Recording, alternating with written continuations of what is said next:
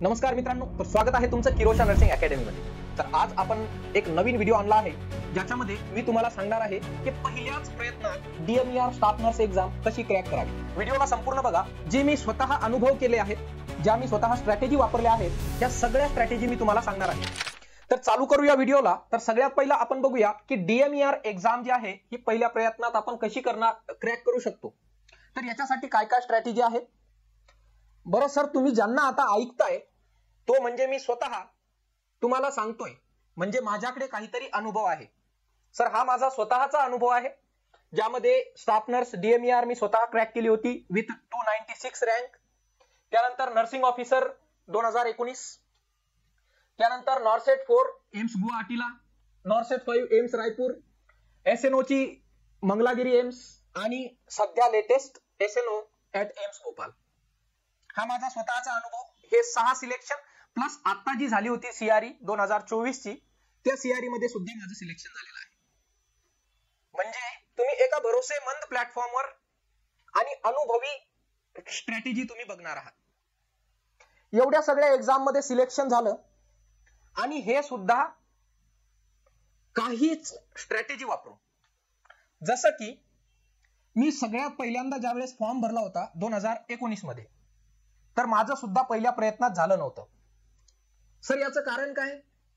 तर कारण एकच होतं की मला मार्गदर्शक आणि जो एक्झॅक्ट रस्ता आहे तो माहित नव्हता। परंतु त्यानंतर जेवढ्या एक्झाम दिल्या, आतापर्यंत जेवढ्या एक्झाम दिल्यात, प्रत्येक एक्झाम मध्ये क्वालिफाईड आहे।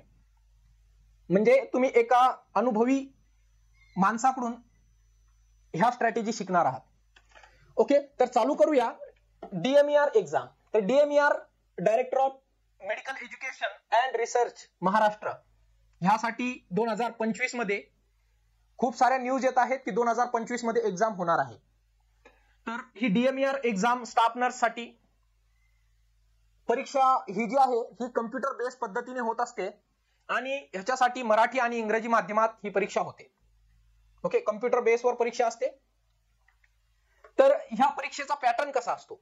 तर पॅटर्न बघा की MCQ बेसची परीक्षा असते। प्रत्येक प्रश्नाला 4 पर्याय तुम्हाला दिलेले असतात। प्रश्नांची एकूण संख्या 100 असते, ज्यामध्ये एकूण मार्क्स जे असतात ते 100 किंवा 400, म्हणजे एका प्रश्नाला 1 मार्क किंवा 4 मार्क अशा प्रकारे। लास्ट जी एक्झाम झाली होती त्याला एका प्रश्नाला 4 मार्क होते। तर कुठलंही ऑप्शन असू शकतं। आणि नेगेटिव्ह मार्किंग असू पण शकते। ओके, मागच्या वेळेस होती त्यामुळे नेगेटिव्ह मार्किंग पण असू शकते। आणि परीक्षेचा जो कालावधी आहे तो 90 मिनिटं आहे। आणि हे परीक्षा पास होण्याकरता ह्याची पात्रता जी आहे ही कमीत कमी 45% गुण तुम्हाला मेरिट लिस्ट मध्ये येण्यासाठी लागतील। ओके, तर ही सगळी परीक्षेची रूपरेषा आहे। आता आपल्याला सर तुम्ही कसं काय क्रॅक केलं, मला हे विचारायचंय तुम्हाला की बघा, परीक्षा मी तुम्हाला हमेशा सांगतो, परीक्षा कुठलीही असो, तुम्हाला असे काही पॉइंट्स आहेत, असे काही टॉपिक्स आहेत, ते टॉपिक्स तुम्हाला करायचेच आहेत। स्वतःच्या अनुभवातून सांगतोय, ते टॉपिक तुम्ही करूनच जा। ठीक आहे, आणि त्यासाठीच आपण ह्या ज्या प्लॅटफॉर्मवर सध्या तुम्ही बघत आहात व्हिडिओ, हा प्लॅटफॉर्म एक अनुभवी शिक्षकांचा प्लॅटफॉर्म आहे। ओके, ज्यामध्ये तुम्हाला बघा मेडिकल सर्जिकल नर्सिंग मधून कमीत कमी 20 प्रश्न तुम्हाला बघायला मिळतील, जे की मेडिकल सर्जिकल नर्सिंगच्या रिलेटेड असतील। कम्युनिटी हेल्थ नर्सिंग मधून कमीत कमी 15 प्रश्न, फार्मॅकोलॉजी 10 प्रश्न, child health nursing 10, mental health nursing 10, ops and गायनी 10 प्रश्न, नर्सिंग फाउंडेशन 10 ते 20 प्रश्न असतात नर्सिंग फाउंडेशनचे। ओके, अॅनाटॉमी आणि फिजिओलॉजी 5, बेसिक इंग्लिश आणि मराठी 5 प्रश्न, आणि सामान्य ज्ञान आणि चालू घडामोडी याच्यावरती तुम्हाला 5 ते 10 प्रश्न बघायला मिळतात। ठीक आहे, आता मी हे जे आकडे या ठिकाणी मांडलेले आहेत याचा अर्थ हा नाहीये की हा सेम पॅटर्न राहील। ठीक आहे, पॅटर्न चेंज होऊ शकतो। म्हणून काय आहे की परीक्षा कुठलीही असो, तयारी एकच। परीक्षा कुठलीही असो, तयारी फक्त एकच राहणार आहे। ठीक आहे, तर हा युजुअली परीक्षेचा पॅटर्न असतो। ठीक आहे, तर ह्याच्यामध्ये मी काय करतो, माझा स्वतःचा अनुभव आहे की मी हे सगळे विषय 2 भागामध्ये डिवाइड करतो। सगळ्यात पहिल्यांदा तो म्हणजे मेजर सब्जेक्ट आणि मायनर सब्जेक्ट। कुठले 2 भाग आहेत? एक आहे तुमचा मेजर सब्जेक्ट,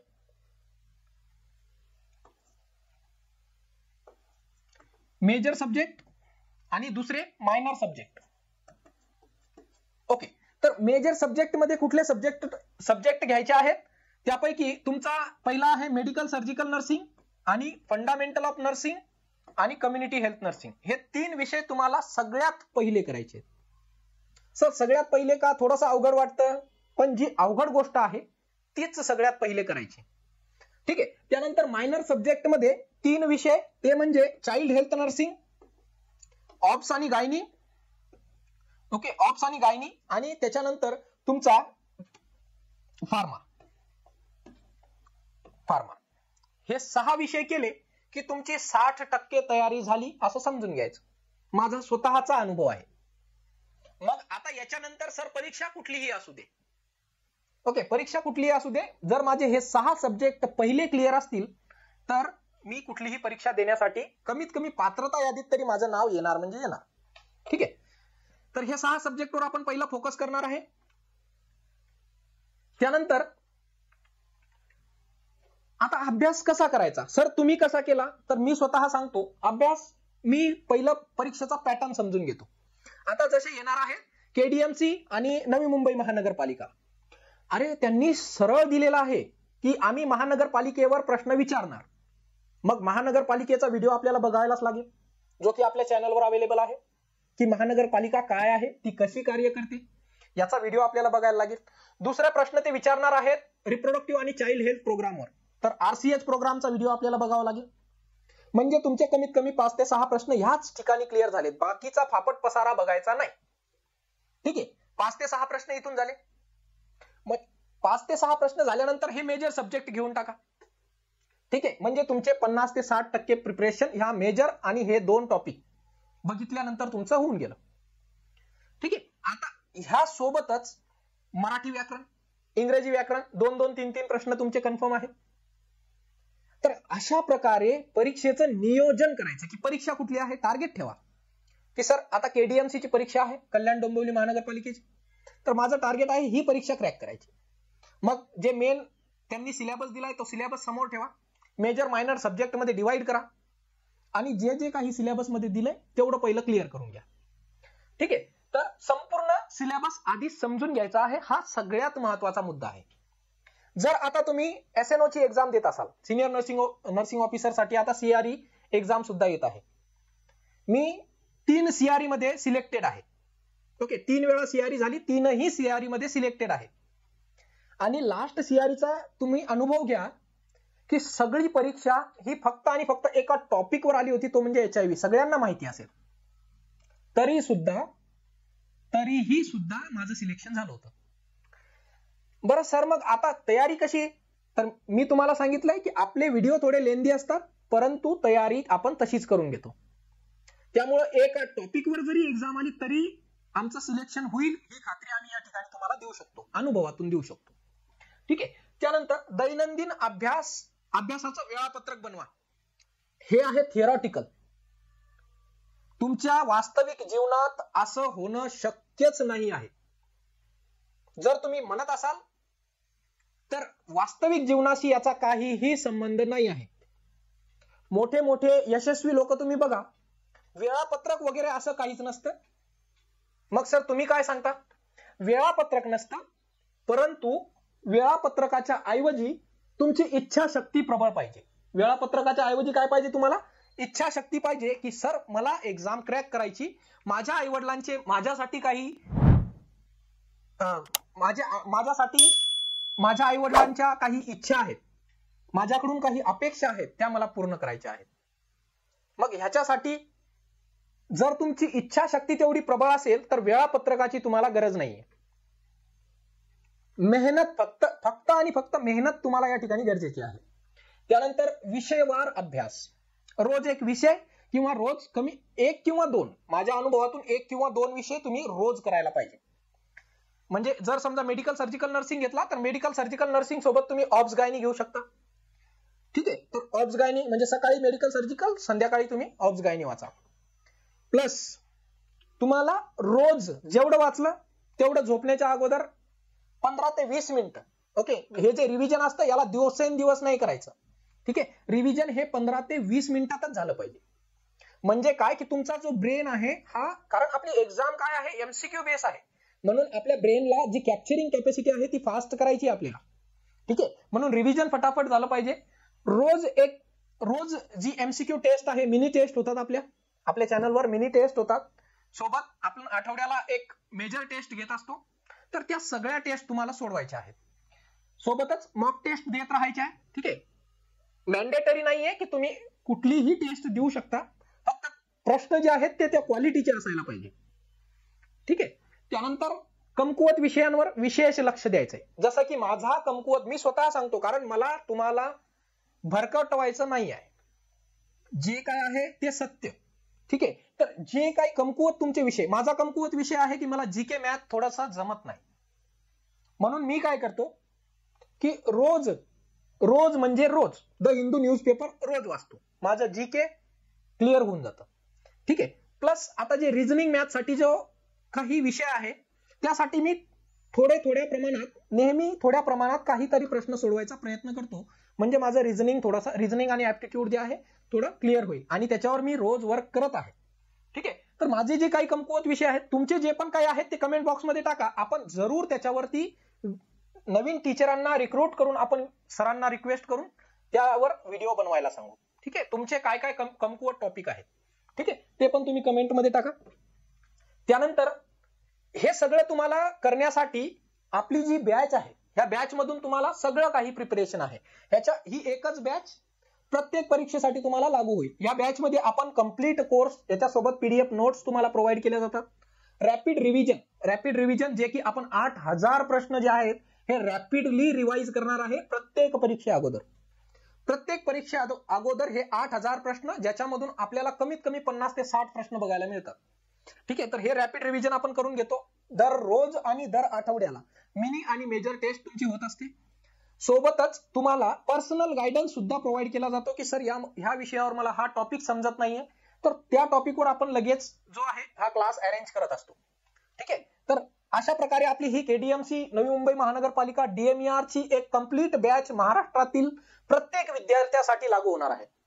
ठीक आहे, तर तुम्ही आतापर्यंत जॉईन केली नसेल तर किरोशा नर्सिंग अकॅडमीला डाउनलोड करून ही बॅच जी आहे ती जॉईन करा. तर ह्या टॉप रिव्हिजन बुक्स मध्ये सगळ्यात महत्वाचं म्हणजे किरोशा नर्सिंग अकॅडमीचं जे स्पेशल बुक आपण लॉन्च करणार आहे, ते स्पेशल बुक तुम्ही रिवाइज करून घ्यायचे. त्यानंतर प्रिव्हियस इयर क्वेश्चन पेपर, आणि युजली जर तुम्हाला पैशाचा प्रॉब्लेम असेल तर प्रत्येक एक्झाम देत बसू नका जोपर्यंत तुमचा पूर्ण हे 6 विषय तुमचे पहिले क्लिअर होत नाही. ठीक आहे, विनाकारण एक्झाम द्यायची नाही, पैसे घालवायचे नाही, कारण एक्झाम झाल्या तुमचा जो पण काही पेपर होता त्या पेपरचं विश्लेषण आपण आपल्याच चॅनलवर करून घेतो, म्हणजे तुम्हाला एक्झामची फीज आणि तुमचा वेळ वाया घालवायचा नाही आहे.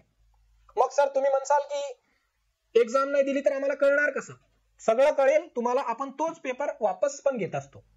ठीक आहे, त्याची पण टेस्ट आपली होत असते. त्यामुळं वेळ आणि तुमचा पैसा व्यर्थ खर्च करू नका जोपर्यंत तुमची तयारी होत नाही. बघा, भगवान भरोसे काहीच होत नाही. ठीक आहे, देवावर श्रद्धा ठेवा, परंतु तुम्ही जर फक्तच देवावर श्रद्धा ठेवली तर मग तुमचं सिलेक्शन नाही होऊ शकणार, कारण त्यासाठी आपले परिश्रम पण महत्वाचे आहेत. नर्सिंग कॉम्पिटिटिव्ह एक्झामचे जे काही गाईड बुक आहेत, जसं टार्गेट हाय बुक जे आहे, हे मी युजली सांगेल तुम्हाला, स्टेट गव्हर्नमेंट एक्झाम साठी टार्गेट हाय बुक तुम्ही वाचायला पाहिजे. ठीक आहे, त्यानंतर मराठी ग्रामर आणि जीके साठी आपण टीचरांना हायर केलेलं आहे.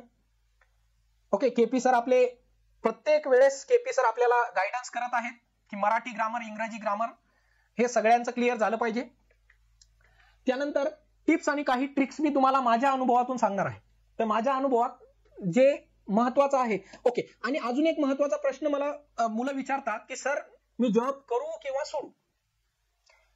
जर तुमची प्रबळ इच्छाशक्ती आणि जर तुमची खरंच मेहनत करण्याची ताकद असेल तर जॉब करूनच, मी आतापर्यंत जेवढ्या तुम्हाला एक्झाम सांगितल्या ह्या सगळ्या मी जॉब करता ते प्रायव्हेट असो की गव्हर्नमेंट असो, मी प्रत्येक एक्झाम जॉब करता दिलेली आहे. आणि जॉब करून सिलेक्शन होत नाही असं कधीच होत नाही. फक्त तुम्हाला जॉब केल्यानंतर तुमची 8 तासाची ड्युटी असेल तर 8 तासानंतर तुम्ही रोज कमीत कमी 3 ते 4 तास तर बसू शकता अभ्यासाला. आणि माझे विद्यार्थी, जर तुम्ही खरंच प्रामाणिक किरोशा नर्सिंग अकॅडमीचे विद्यार्थी असाल तर मोबाईलवर टाइमपास करणं बिलकुल बंद करा. सर सध्या आपलं जो सध्या टाइम आहे तो मोबाईलवर टाइमपास करण्याचा नाही आहे. मोबाईल मी पण वापरतो, परंतु त्यासाठी डेडिकेटेड आहे की माझ्या मोबाईलमध्ये ना तर व्हॉट्सअप आहे, ना युट्यूब, ना फेसबुक. फक्त आणि फक्त फोन हा माझा कॉल रिसीव्ह करणे एवढंच माझं त्याच्यात पर्पज आहे. ठीक आहे, मोबाईलवर टाइमपास करायचा नाही. मोबाईलवर टेस्ट येतात, टेस्ट दिली, मोबाईलचं काम संपलं. मोबाईलवर पीडीएफ आली, सरांनी नोट्स दिल्यात, नोट्स वाचल्या, माझं काम संपलं. ठीक आहे, तर सगळ्यांसाठी बाउंड्रीज ठेवा. त्यानंतर स्मार्ट स्टडी करायचा आहे. स्मार्ट स्टडी काय की जो मी तुम्हाला सांगितलं, सगळ्यात पहिलं मेजर सब्जेक्ट, त्यानंतर जे आपले वीक सब्जेक्ट आहेत त्याचं रिव्हिजन करायचंय. रोज न्यूजपेपर जरूर वाचा. ठीक आहे, त्याच्यामधून तुमचे खूप सारे प्रश्न सॉल्व्ह होऊन जातात. जीकेचं एक वेगळं नोटबुक बनवा, म्हणजे जे काही तुम्हाला पेपरमध्ये वाटलं ते लिहून घ्यायचं. त्यानंतर ग्रुप स्टडी करायचा आहे. आता ग्रुप स्टडी कुठून होणार, तर ज्यावेळेस तुम्ही ती बॅच जॉईन करसाल त्यावेळेस तुम्ही वेगळा तुमचा एक ग्रुप बनेल, त्यावर तुम्ही सर आज हा टॉपिक समजला नाही तर त्या टॉपिकवर क्लास घ्या, त्या टॉपिकवर तुमचा क्लास अरेंज केला जातो. ठीक आहे, तर असं तुम्ही ग्रुप स्टडी करायचा आहे. जे काही समजा एखादा काही नवीन सिंड्रोम आहे तर त्या सिंड्रोम बद्दल माहिती तुम्ही जर स्वतः वाचला तर तुम्ही तुमचा स्वतःचा व्हिडिओ बनवायचा की हा सिंड्रोम काय आहे. ठीक आहे, म्हणजे अनुभवातून तुम्हाला शिकायचंय आणि ग्रुप स्टडी करायचा आहे. ऑनलाईन क्लासेस जरुरीच आहेत का सर? तुम्ही कुठले क्लासेस केले, तर सर मी कुठलाही क्लास केला नाही, मी तुम्हाला खोटी माहिती देत नाही. मी कुठल्याही कोचिंगचे क्लासेस जॉईन केले नव्हते, परंतु आताची जी सिच्युएशन आहे सर, ही सिच्युएशन सांगते की तुम्हाला एका मार्गदर्शकाची गरज आहे. ठीक आहे, म्हणून आपण हे क्लासेस जॉईन करायला लागतील. जर तुमच्यात खरंच तुमची एवढी तयारी असेल की सर मी विदाऊट कोचिंग पण करू शकतो, तर ऑब्व्हियसली तुम्ही करू शकता, मी नाही म्हणत नाही. परंतु जर तुमची तयारी नसेल तर तुम्हाला स्मार्ट स्टडी करावा लागेल. कारण नर्सिंग हे जे आहे ते तुम्ही 10 वर्ष जरी वाचलं तरी पूर्ण होऊ शकत नाही. मग 6 महिन्यात कसं पूर्ण होईल, त्यासाठी आपल्याला स्मार्ट तरीका वापरायचा आहे. ठीक आहे, तर जर तुमची तयारी तेवढी असेल तर जॉईनच करा, मी असं म्हणत नाही. परंतु तयारी नसेल तर तुम्हाला कोचिंग जॉईन करावीच लागेल, डेडिकेटेड. कारण याच्यामध्ये काय आहे की तुम्हाला जो काही पोर्शन शिकवला जातो त्यामधून मोस्ट ऑफ द अनुभवी शिक्षकांचे जे प्रश्न असतात ते तुमचे कव्हर होऊन जातात. ठीक आहे, आणि मॉक टेस्ट ह्या ज्या आहेत, ह्या मॉक टेस्ट, प्रत्येक मॉक टेस्ट आपली जी दर आठवड्याची टेस्ट होते ती प्रत्येक टेस्ट तुम्ही स्वतः त्याचं विश्लेषण करायचंय. मी तर सांगतच असतो की ह्या टेस्टचं जे पण आपण विश्लेषण करतो तर ते तर आहेच, प्लस तुम्हाला अजून जर काही असं वाटत असेल की याच्यामध्ये आपण ऍड करायला पाहिजे तर जरूर ऍड करायचंय. ठीक आहे, त्यानंतर आता काय काय नाही करायचंय हे पण महत्वाचं आहे. काय नाही करायचंय, तर शेवटच्या क्षणी संपूर्ण अभ्यास करता येत नाही. ठीक आहे, जसं आता मागच्या सीआरई मध्ये झालं होतं, संपूर्ण HIV आला आणि HIV टॉपिक मी स्वतः सांगतो की मी वाचला सुद्धा नव्हता. ठीक आहे, HIV टॉपिक वाचला सुद्धा नव्हता, पण तरी पण सिलेक्शन झालं. का बरं? कारण मी ते अगोदर त्याचे जे काही पॉइंट होते ते सगळे माहिती करून घेतले होते आणि त्याच्या नोट्स काढल्या होत्या. ठीक आहे, म्हणून स्वतःच्या नोट्स सुद्धा काढायच्या आहेत. त्याच्यानंतर दररोज वेगळा अभ्यास पॅटर्न बदलणं, असं नाही करायचं. ठीक आहे, रोज सर आज हा माझा विषय आहे तोच विषय घ्यायचा, दुसरं नवीन काहीही येऊ, रोज तुम्हाला भरपूर इन्फॉर्मेशन अवेलेबल आहे. काहीही आलं तरी माझ्या वेळापत्रकामध्ये हे आहे तर मी तेच करणार. ठीक आहे, हीच स्ट्रॅटेजी आहे. फक्त नोट्सवर विसंबून राहू नका. आता ज्या आपण नोट्स प्रोव्हाइड करतो ह्या नोट्स कोणाच्या आहेत, तर सर माझ्या आहेत, त्या की मला समजतील. तुम्हाला माझ्या नोट्स 100% समजतील याची ग्वाही मी सुद्धा देत नाही. का बरं? कारण त्या मी माझ्या अनुभवानुसार लिहिल्यात. तुम्हाला किती समजतंय हे तुमच्यावर डिपेंड आहे. म्हणून नोट्स स्वतःच्या स्वतः काढायचे आहेत.